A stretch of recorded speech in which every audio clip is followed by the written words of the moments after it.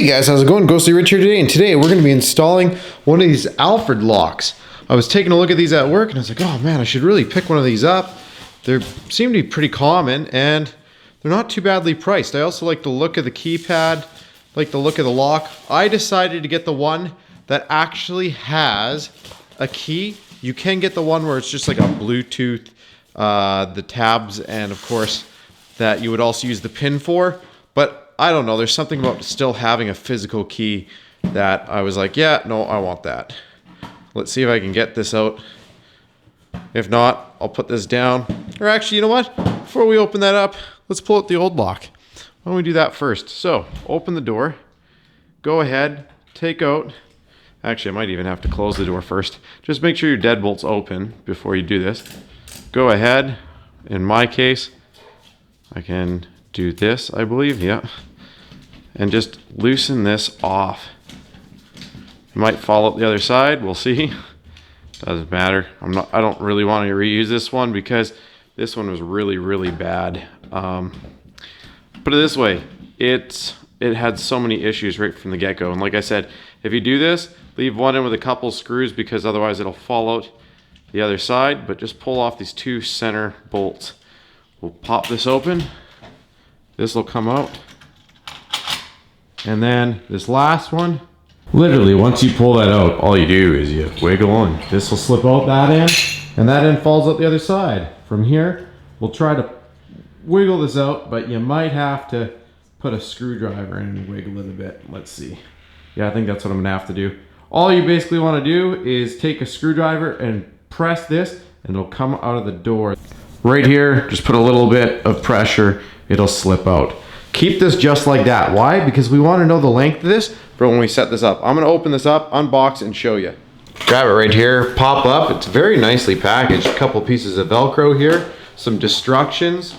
The front end here, we'll put this right here because that you want to keep nice. This you want to keep nice.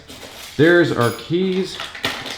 All the screws we'll probably need if we need to switch the striker plate, which a lot of times you do. And they give you some batteries. Make sure you check the date just in case how long this has been sitting. These batteries might be old. If you want the longest lasting ones, I know this sounds like a commercial to you, but go grab yourself and spend the money on some Energizer lithiums. They will literally last forever. Notice how this is round and it does not have an etched out one, meaning one that say if yours looks like this, it'll slide right in. But see how this one does not have that piece there? I'm going to show you this. If you go to close this, it's going to bang and you're going to cry. So you're like, well, what do I do? Do I have to go and chisel out a whole piece out of there? No. Take a flat blade screwdriver. Go into here. You'll see a little opening right here. Just pop it. Let's see if I can do this with my knee. Just like this. Pop it off. Take this part off. You should be able to turn it sideways. Let's see. Yep, just like that. Boom, slides out. Well, now we have an open piece. Guess what this does? Goes into this piece. Let's see if I can show you. There is a small groove in the center of this piece right here. See that little groove? Yeah, you can sort of see it. It sits precisely in the center. After you do that, you take this. See that T? Well, look at this. There's a T. So while pressing this all the way down, squeeze that T in there and then spin the lock around and you should have one more and squish both T's in and hold them there. The next thing we're going to be doing is wedging this into the hole. Make sure when seating this, you pull down, you'll hear an audible click and it has to sit flush on its own. It should not be standing up. So again, let's see if I can get closer and see if it'll focus. Probably not. There. See how it's sitting in the groove? Now we can totally fit those gray T pieces in. See how this is perfect length right now? Well, I'd show you what would happen if it was a different length, which would be shorter. Turn it to the left, shrink it down. And then, once it gets into that golden spot, you'll be able to turn it back to the right. And see how it's shorter now? So again, I will show you how to make it longer again. Turn it to the left, pull it all the way out, and turn it back to the right, and you'll see it click back into here. Now, it is the right length. the way it should sit in there is like this. So go ahead, put your gray T on there and your gray T on here, and we'll wedge it into the hole. Once you do that, like I said, you just squish the T in and it'll line up like that. Again, aiming down like so. Go ahead and start to squish it in. We'll aim that up, and you might have to give it a couple love taps with a screwdriver. I wouldn't use a hammer, use something rubber so that way it doesn't damage your lock. For this side, you can try your old one or pull out the screw, put this one in. You'll see it's bigger. I might try and actually leave this one in here so that way I don't have to worry about holes merging. But what we'll do is, like I said, just pull out these these 4 screws, put this one in, and then you'd put these 2 in and see if you can bother with these, but you might not even be able to get a screw in there. Take a tape measure. Make sure you measure this and you fold it on the right line. Put this on here. After you've done so, you can line this up by looking through. Let's see if I can show you through by holding it with my other hand. So I'll hold this about where it should be. And look at that. See how we can line up the circle perfectly?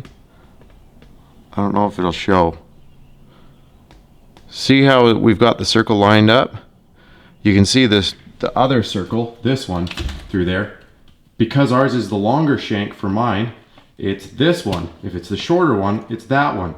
We have to drill a guide hole right through. It's going to 3/8 hole. Make sure you put a level on this, you line it up, because this is what's going to take the most. Like I said, I measured this. I then put a level on it, and then after I put a level on it, another thing you can do is just take a level or a square, put it right here, and just make sure you're square to the center of this hole. And it even gives you a nice little measurement right here of 3.57 inches or 94 millimeters. So you can just double check from the center to here. But again, I didn't really have to worry too much. I lined this hole because it's the perfect circumference around here, and then I made sure this was level while that was there. You can even tape it on, and then drill your 3/8 pilot hole as straight as you can. 3/8 after your pilot bit. Pilot bit first, just like that. Now if you want, you can go to the other side of your door and go to the 3/8 bit, which is that guy right there. So this is our beautiful new display. Make sure the gasket is seated nice. Turn this shank so it is flat like this. Horizontal, I think that. And then this, as you can see how it comes here. So I'm going to turn this sideways so you can see. That comes through there. The shank comes through the center, just like that.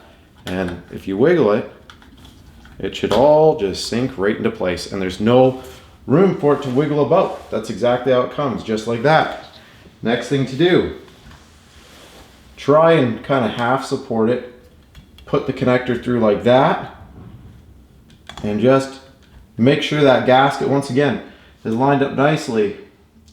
Take the 3 silver screws you have. One on top. Let's try to make sure we don't cross thread it. There we go. And then next, one right here. Next one right here.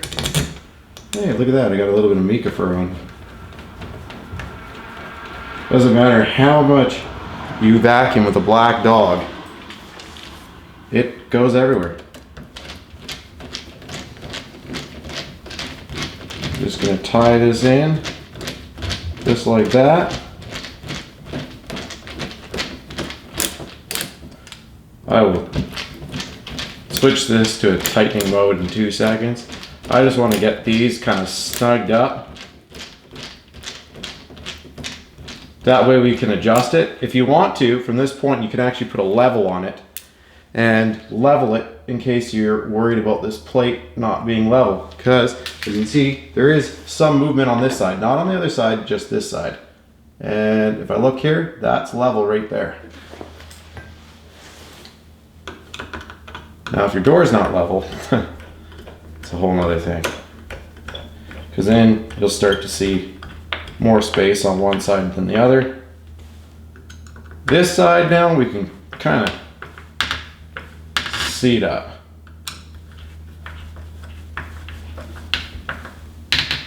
There we go.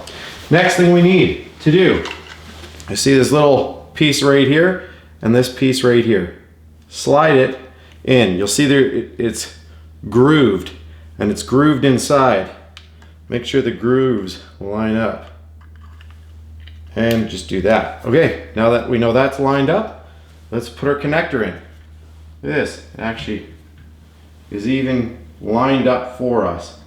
Shows us how it needs to be connected. There we go. Just sinks right in. Now we're going to push this on. See this metal tab? It goes into here. There's a little slot for it. So make sure the little tab slides into that slot. Do not pinch the wiring harness. You see how it says right or left right here? If you're like me and your door lock is to the left, you have to flip this switch to the left. That way the door lock knows your lock is on the left. After you sunk it in and try and turn it, you'll see that it locks and turn it to unlock. That's how we know it's operational and working. From there, you'll have these little black screws. The little black screws, you'll see 2 of them are flat-headed, meaning that they are not countersunk. These are the ones that aren't countersunk. They're black screws, so you're not going to be able to really see it, but you'll see it's a pan head. There we go. The pan head should just screw in right here. The one that is countersunk goes at the very bottom and holds the bottom one in. So don't go too tight with these. You don't want to crack the plastic. So just go ahead and put that first one in. And take the next one, put that one in.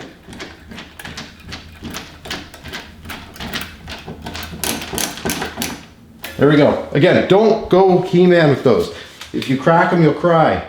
Now, for the one that'll make you want to scream, this one right here. It has to go in the bottom. It is almost impossible. So, some people, being myself, unless you really want it, you don't put it in because it's so annoying to get in.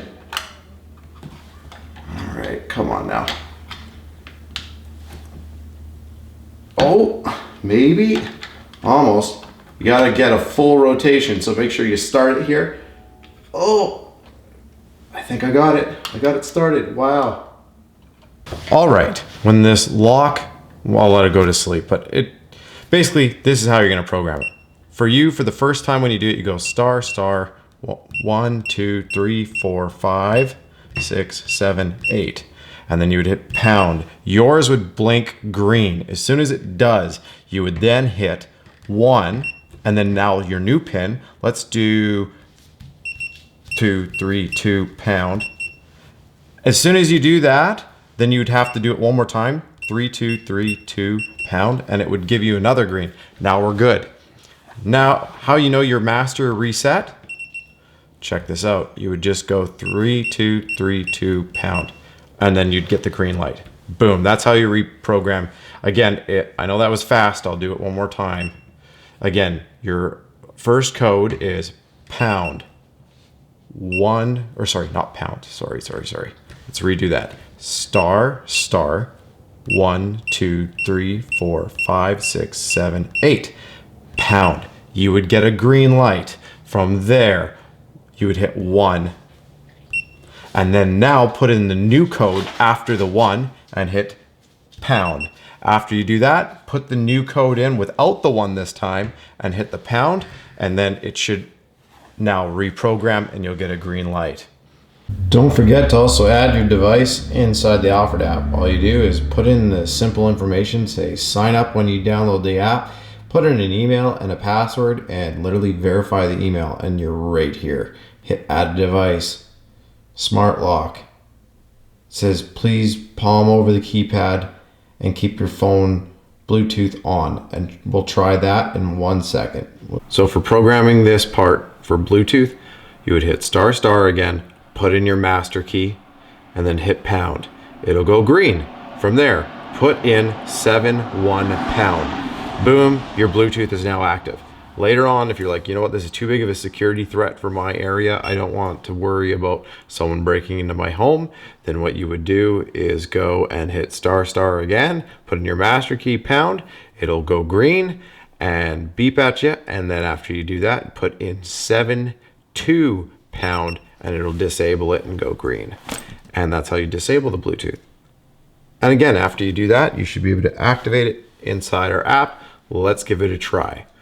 Now that we've gone ahead and we've activated that, we can hit next, wake up your lock, and then put this right here. It's going to ask you for your master code. Again, just put your master code in and that should be your verification. After I did that, it just says pairing. We'll give it a second here. And yeah, it says 47 seconds. See, even she's bored.